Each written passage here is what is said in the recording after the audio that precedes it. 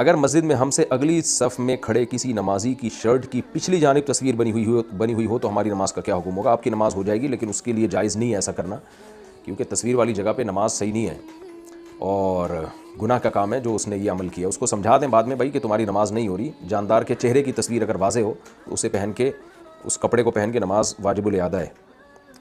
عبداللہ صاحب U P India سے، پیش خدمت یہ ہے کہ میں ناپاکی کی حالت میں بہت مرتبہ لوگوں کو نماز پڑھا چکا ہوں، استغفر اللہ، اور میں یہ بھی نہیں جانتا ہوں کہ وہ کون کون حضرات تھے۔ حضرت میں اپنے اس عمل سے بہت زیادہ شرمندہ ہوں، اس گناہ سے نجات اور توبہ کی کوئی صورت بتا دیجئے، اور میں نیک انسان بننا چاہتا ہوں لیکن میرا نفس مجھ پر غالب آ جاتا ہے، میں اپنے نفس پہ قابو نہیں رکھ پاتا اور مجزنی جیسے عمل کا شکار ہو جاتا ہوں، نماز پڑھنے میں بھی کوتاہی ہوتی ہے۔ میرے مسئلوں کا حل بتا دیں تاکہ میدان حشر میں اللہ تعالیٰ کے سامنے شرمندہ نہ ہونا پڑے۔ دیکھیں، پہلی بات تو یہ آپ نے جو ناپاکی میں نماز پڑھائی ہے نا، یہ تو بہت بڑا جرم ہے، یہ تو ایک طرح کا کفر ہے۔ اپنے ساتھ بھی آپ نے ظلم کیا اور نمازیوں کے ساتھ بھی آپ نے ظلم کیا۔ سب سے پہلے تو 2 رکعت پڑھ کے خوب گڑ گڑا کے توبہ کریں، رونا نہ آئے تو رونے جیسی صورت بنا لیں اور اللہ سے معافی مانگیں۔ اللہ غفور رحیم ہے، جب کوئی سچے دل سے توبہ کرتا ہے تو اللہ اس کے گناہ کو معاف کرتے ہیں۔ تو پہلا کام تو یہ کریں۔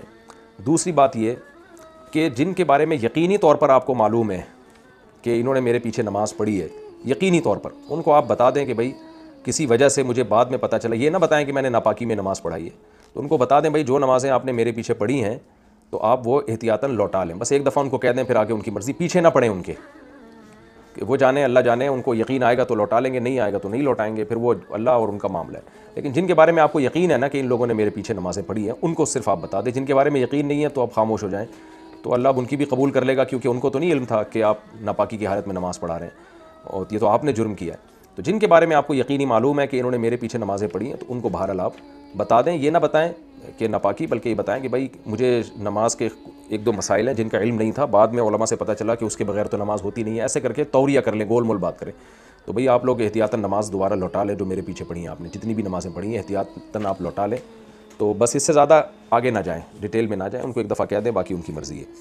اور اگر آپ کو پتہ ہی نہیں کس نے پڑھی ہے کس نے نہیں پڑھی ہے تو پھر چھوڑ دیں، بس توبہ استغفار کریں اللہ تعالیٰ سے خوب گڑ گڑا کے۔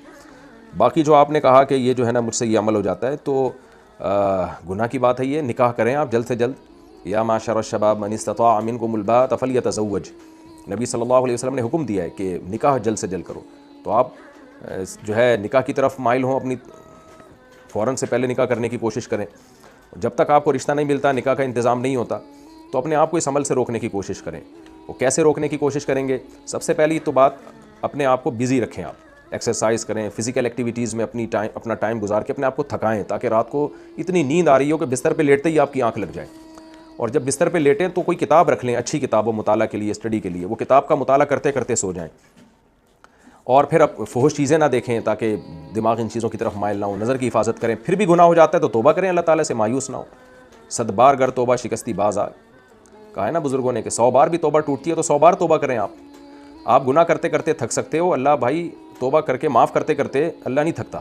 اس لیے حتی الامکان برائی سے اپنے آپ کو بچائیں، پھر بھی ہو جائے تو توبہ کریں، اپنے آپ کو شیطان کے آگے ڈھیلا ڈالا نہ چھوڑ دیں، تو انشاءاللہ یہ گناہ آہستہ آہستہ زندگی سے نکل جائے گا۔ اور اپنے آپ کو سزا بھی دیں، جب بھی آپ سے یہ عمل ہوتا ہے، گناہ ہوتا ہے، تو آپ نے کیا کرنا ہے، اپنے اوپر اب خود کو سزا دینی ہے۔ روزہ رکھ کے یا کوئی جرمانہ اپنے اوپر رکھ لیں، اتنی کوانٹٹی نہ ہو جرمانے کی کہ جرمانہ ہی بہت زیادہ ہو، نہ اتنی ہلکی ہو کہ وہ سزا ہی نہ ملے اس سے آپ کو۔